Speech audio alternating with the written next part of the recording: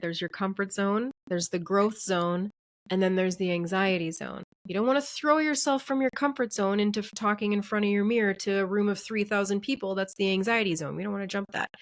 We want to go from comfort zone to growth zone. And when we go into our growth zone enough, it expands our comfort zone, it expands our growth zone, and it shrinks our anxiety zone. And so the more you can do that through showing your nervous system, hey, I did this thing and we didn't die, it's okay, it makes all the difference. And hello again. Hi, I'm Walter. I'm the Dutch Mentor, and welcome back to the Smart Performance Podcast. S stands for self-care, M for mindful growth, A for adaptive learning, R for rhythmic operations, the T for a thriving community, and P for performance of course. Today, I have Amy with me, and we can talk about all kinds of topics because she has a nice, background in a variety of areas of interest. Although today we're going to dive into public speaking and why it is so difficult to get out of the shell and burst onto the scene and be able to speak in front of other people or even learn how to tell meaningful stories. Amy, thank you very much for joining me today in conversation. Tell us a little bit about yourself. Thank you. I'm so excited to be here. And I'm actually really excited to talk about this topic today. It's very rare I get to speak from the lens of public speaking and how to do that, what it's like. So I'm actually really excited to explore this with you and see what we can pull out as far as value and tangible takeaways. So my name is Amy Lenius. Like you said, I am an entrepreneur and partner with a company called Next Level University. So I work very closely with Kevin and Alan, who are the founders of Next Level University. And we believe in not only subjective success, but personal development and identity for the sake of your success. And I started with them in a public speaking role. I was coaching with Alan at the time, and I had just given a keynote called Holistic Healing for Your Hormones. And I sent it to him wanting his feedback as a fellow public speaker. And he loved it. And he said, you know what? We're doing our live event soon. Would you be interested in coming and emceeing those events for us and helping us put those events on? And I was like, oh my gosh, what an opportunity. Of course, I would love to do that. I love the work you're putting out in the world. I was a part of so many of their communities already and a client. And I was just so excited at the opportunity. So I went down to the States. I myself am in Canada, and they're down in the New England, Massachusetts area. So I went down, did the event, and everything just kind of took off from there. We do the live event every year all together now. I get to MC and speak at it now. And we also do group coaching together. I just feel like I've kind of enmeshed myself in their entire company as much as I could. And they have just been so wonderful to not only bring me on and help them with their mission of holistic self-improvement, personal development, health, wealth, quality of life, and love for the sake of success, and how we can get at least 1% better regularly in all of those areas and be holistically successful. And they have allowed me to just come in and not only allowed, but celebrated and highlighted the work that I had done before this. And so that has just been such an aligned combination. And so we do a lot of great work in the world together. And that's a part of why I'm here today. Excellent. Thank you for sharing that. And obviously, I feel equally passionate about that. It's a space that we're all working in, and there is always plenty of work to be done. Yeah. As I always say, that every single leader, especially those on the front line, right, those who are representing the front line, need coaches and mentors, and they need to help develop their soft skills as well as some of their hard skills. So talking about this, so often I run into folks who say, "Listen, I don't know how to tell a story." And telling a story and public speaking go hand in hand, right? You need to build one in order to be able to go out with confidence and humility to be able to stand on the stage and talk in front of others. Tell me a little bit about your journey, what you learned along the way, what really helped you. And then we can talk a little bit deeper into what are the techniques or the takeaways for today that people can actually practice and exercise in order to gain competency in this space. Absolutely. So mine started really small. I have a background in anatomy and physiology, and I had a practice where I was really niched down into helping women pre and postnatal and pelvic balancing and care. And things. And I was on a health journey myself at the time. I have a chronic illness condition called endometriosis, and I was looking to heal that and become as pain free as possible, as naturally as possible.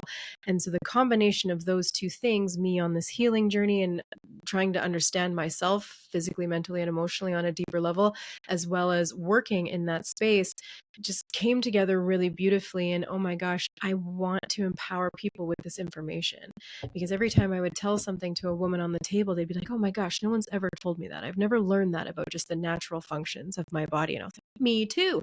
And now that I'm learning about it, I feel so much more in control and empowered in my health and in the actions I take and in the way I live my daily life. And so it started in just really small rooms in natural wellness spaces, people wanting to learn about detoxing their environment, using supplements, essential oils, natural things for their health. And it was small rooms, and then it was bigger rooms, and then it was stages, and then it proliferated from there. And then I connected with Next Level University. And so I found initially that when you have a message on your heart and you have something that you really want to say, that becomes a deep driving force, because public speaking isn't a natural thing to want to do. In fact, more people fear that than death. On average, it's a very common fear within people. Even myself, when I went into college and they told me, okay, at the end of these years, you have to give a case study and present it in front of your class, and you have to talk for at least an hour, and you have to do your whole case study and things. I was like, oh, I don't know if I want to do this. I don't know if this is for me. Of course, by the end of those years, you're very confident and comfortable with the people in the room. And, you see that it's not as big of a deal as people want to say it is, but also it's about practice and regulating your nervous system. But we can get into tangibility and little nuances there. So interesting. It is that imposter syndrome that Mm-hmm. haunts people in that particular space. So let's say we have, no matter what the sex is, people are anxious about learning to speak publicly. Where should they start? Well, what is a good starting point for them? Mm-hmm. So if you're anxious about speaking but want to begin to speak, it's because you do have something you really want to say. You have a mission, a purpose, a passion that is driving you, that you want to see out into the world, which is an amazing thing to be able to do. And you're anxious to show up in front of others. I love giving people this, and this actually comes from Kevin, the co-founder of NLU. He's Mr. Podcast. The dude has been on over 3,000 podcasts, including his own, the one they do together, and he guests on a lot of shows. And so his whole thing that he gives people, and now I give to people, is to do little videos for yourself every day. And that's the start. So it depends how anxious you are and how fearful you are, because some people that might seem like nothing, but to others, it is a really powerful first step to do videos for yourself, find a topic to talk about or practice talking about your topic, do it for a minute, and then watch it back yourself. And then the next layer is to send it to somebody. Somebody you know, Mm. someone you like, someone you trust, someone who believes in you on this journey. Don't send it to someone who doesn't believe in what you're doing. That's not going to help how you're feeling about it. But then send it to someone and just see where that takes you. The next step I really enjoy is telling people to go guest on podcasts and speak about their thing. Because guesting on podcasts, like right now, I don't know how many people are going to listen to this or see my face doing this thing. It feels like it's just you and I. And it's Hmm. so comfortable, more so than getting in front of a room of piles of people, to practice this way. It's a huge reason why Kevin Allen and myself go on podcasts, not only because we believe in free value so deeply in the world, but it allows us to practice our skill of interviewing, interviewee, asking questions, answering questions. And I purposely try and make it challenging. So I love when people say, oh, I'm going to send you the questions beforehand. I say, please don't. But if you're just Hmm. starting and you want that, that's an amazing little support system for you, a little, nudge of, okay, I can show up knowing what we're going to talk about, and I can practice and I can decide what I'm going to say. And so I actually try and make this harder for myself now. So I don't like the questions to come to me first. And like you said, you don't do any editing or things like that. And I always love that as well, because not only does it help me practice, not using filler words and things, but also I deeply believe in human error and being human and showing people that even at a level like myself and above, we still make mistakes. We still muffle our words. I still have moments where I was like, oh my gosh, what was I trying to say there? What's the word I'm thinking of? And that it's okay. It's okay to have these human moments because at the end of the day, no one really cares. No one really cares. They're Yes. just impressed that you're at the front of the room or you're on the show or whatever that is. It is a powerful word and powerful advice there. Feel fast, feel forward. And I always tell people, it's like, 125 years from now, one thing is guaranteed, we're all dead. And trust me, nobody's going to remember you by what you did wrong, right? You're lucky a digital footprint in somebody's hard drive at that point in time, if they still even have hard drives, right? And then, right? But so thank you for telling me about the why, the deep passion and purpose, right? The driving force we're wanting to deliver a message about how to develop that. And I actually start with people start in the mirror, then go to the telephone, then send it out, and the similar pathway to you. But now the more important question, what do I say and how do I say it? So how do you tell people about formulating a story? So you have all this passion, you have all this information. How can I make it now interesting that people would want to listen to me? Mm-hmm. Depends on the timeline of what you're speaking into. Like, so for reels on social media, it's got to be quick and fast paced. And again, I'm not one to speak on that because my social media is not great. It's not my favorite thing, genuinely. It's something I'm learning. But if you have an hour, let's say, you're maybe a keynote at some event, you can stretch it out into different things. You want to add value, you want to tell it in story, but Kevin says it really well. You want to start with a hook. You want to and finish, not finish with a story. You want to bring in a story. You want to future pace, and you want to have a tangible takeaway. So, what is the hook to bring them in? What is the story that goes along with this lesson? The future pace is by learning this thing or applying this thing, this is where it's going to get you. And then the tangible takeaway of how to do that is a really nice framework that can be condensed or stretched out into an hour. Wonderful, great advice. And it is the CTA, right? It's the action item on the backhand that brings the real value. Somebody told me a long time ago, by the way, for social media or for anything that we do, make sure you value add, that it is quality, and that you're consistent. And if Mm-hmm. you work those three factors into everything that you do, you over time you will have a greater impact. I want to take a step back. So now we know why, we know what, we know how. But some people have that irritable, inner self, that nervous system that's in flames that you were alluding to earlier a little bit. So what are some of the things that people can do, maybe from a technique wise, in order to calm their central nervous system, get back into that regular breathing pattern in order to be able to go out and articulate well? Mm. So there are things you can do in the moment, like you said, breathing and things, but it's at the end of the day, I deeply believe in exposure therapy. I really do. It's how often can you get into a place that makes you uncomfortable, not too uncomfortable. We always talk about a target. There's your comfort zone, there's the growth zone, and then there's the anxiety zone. You want to step from your comfort zone into the growth zone. You don't want to throw yourself from your comfort zone into, talking in front of your mirror to a room of 3,000 people. That's the anxiety zone. We don't want to jump that. We want to go from comfort zone to growth zone.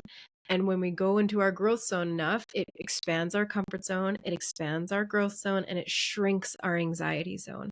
And so the more you can do that through showing your nervous system, hey, I did this thing and we didn't die, it's okay, it makes all the difference. So, what is that step for you to step into the growth zone, that next layer of discomfort that feels like a stretch, but not that it's going to break you? And repeat that until it feels comfortable and you can feel regulated in that moment and then expand again. Very interesting. I usually talk to people, go out in the hallway and talk to a stranger. Start there, right? Is Yes. and make it a very basic topic, something that you already feel comfortable about, like, how's the weather? It might sound silly. So public speaking is like a public appearance, right? And I'm going to tie this back to networking, because public speaking is networking, right? Is be able to put yourself on stage and be able to articulate, and and people want to come afterwards and have a conversation with you. So why is speaking and telling a story so very important in part of your networking? Because that network is going to drive and help you get to wherever it is that you want to go in the future. It helps you network because you show that you're a person who can add value. When you're at the front of the room, you're value adding, and the more value you can add to a group of people, the more interest people are going to have in you. And if you can tie it to a really good story, like you say, stories are more memorable. You can tell, like, this is a mistake I made early on, was I was too high level of information, anatomy, physiology, high level terms. And I didn't think people cared as much about my story. They wanted the information that was going to help them. But in reality, it really tended to be the opposite. People were more interested in my story and being able to see themselves in my story. And then the little, tangible things that got me out, that was where people really resonated more. And I'm like, oh my gosh, really? Like, this didn't hit home for you? This really powerful stat, this really important, like, bodily function? And they're like, no, I don't really know what that means. I'm like, that's fair. Yes, it reminds me of a time that early on when I was 18 years old, I was struggling in my own personal life with a little, maybe drinking too much, not thinking, but knowing I wasn't certainly drinking for all the wrong reasons.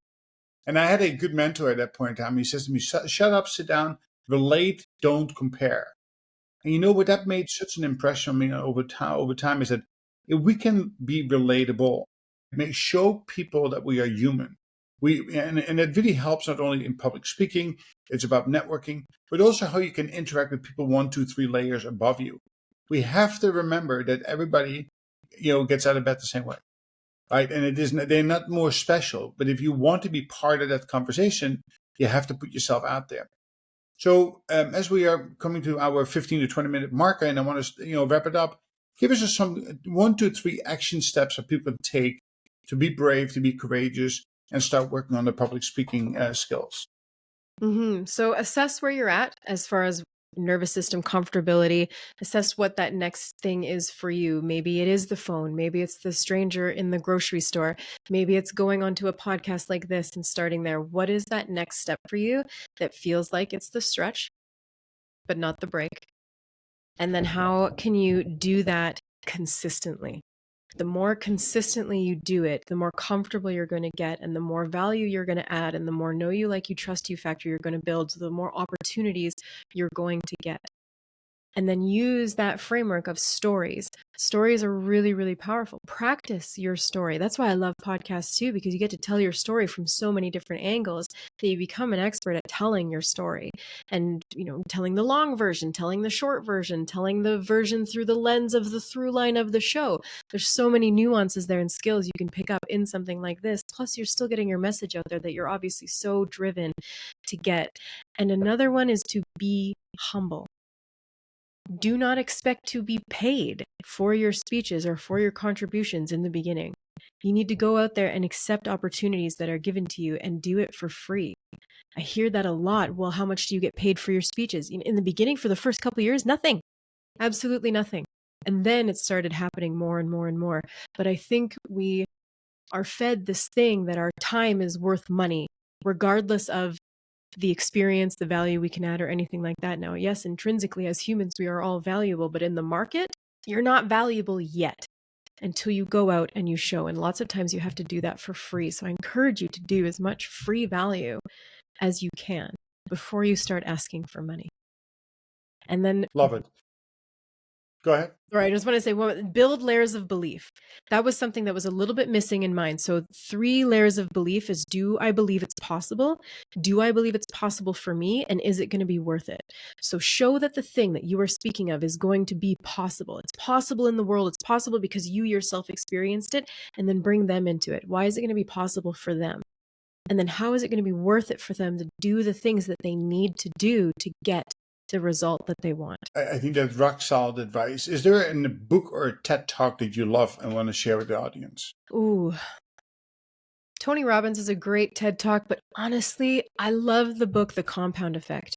When you're trying to build something new, this book humbles you into, okay, it's going to take time and effort. If I can put small daily actions into this thing every day, you can trust that that time and effort is going to compound into something. And I love that book for that. Actually, that's where my slogan for my business comes from. In 15 minutes a day, you too can be the leader you always wanted to be, and the leader that your team needs you to be. It's the compounding and the atomic habit building over time that really gets you to where you want to go, but without time and effort, and you will not, right? And then too many people fall short on that effort part. Where can we find you, Amy? Well, I am just on Instagram and Facebook. I had a little moment there about myself, social media earlier. Those are my two platforms. I'm planting my flag there, and that's, I'm learning to understand these ones on a deeper level. I know there's so much more, but my thing is consistency. I'm on there every day. So I'm really good at the consistency and the value add. But as far as the tech and the reels, I can't even. I'm there, I'm posting, I'm adding value the best way that I can. But when you message me on there, it's just at Amy Lenius, and it's me in my DMs. We believe in real people helping real people doing real things in the real world. And lots of times when you're messaging people, you're getting AI or their assistant or something like that. You're getting me in those, and I'm happy to answer any questions you have. Excellent, very good. And a closing thought. Closing thought of even just the through line of this is that self-awareness is always going to serve you. Where are you lacking? Where are you excelling? Where are you not showing up, and why? What do you need to do to mitigate that, to be able to public speak and to push through that comfort zone into the growth zone? Self-awareness. Is it your self-belief that's holding you back? Is it your self-worth that's holding you back? Those are two different things. Is your inability to be consistent? What is it that is keeping you from this goal? Become so self-aware in what that is, and then you can mitigate. You can do what you need to do to get to that place that you want to get to. Well, listen, that leaves us with the final point, which you made, but I think it's also an introduction that maybe you and I need to get back together and talk about that topic, because I too believe that that is the foundation, right? That really is the soil where we need to start and work upon, build upon after that. Amy, thank you very much for joining the show today. Definitely value adding. You're very consistent and high quality. And I look forward to maybe connecting again in the future. To the audience, thank you very much for listening. And today, you know where to find Amy. Reach out to her. She promises no bots, so take advantage of that. Have a wonderful day, and we'll talk soon all again. Thank you, Amy. Thank you.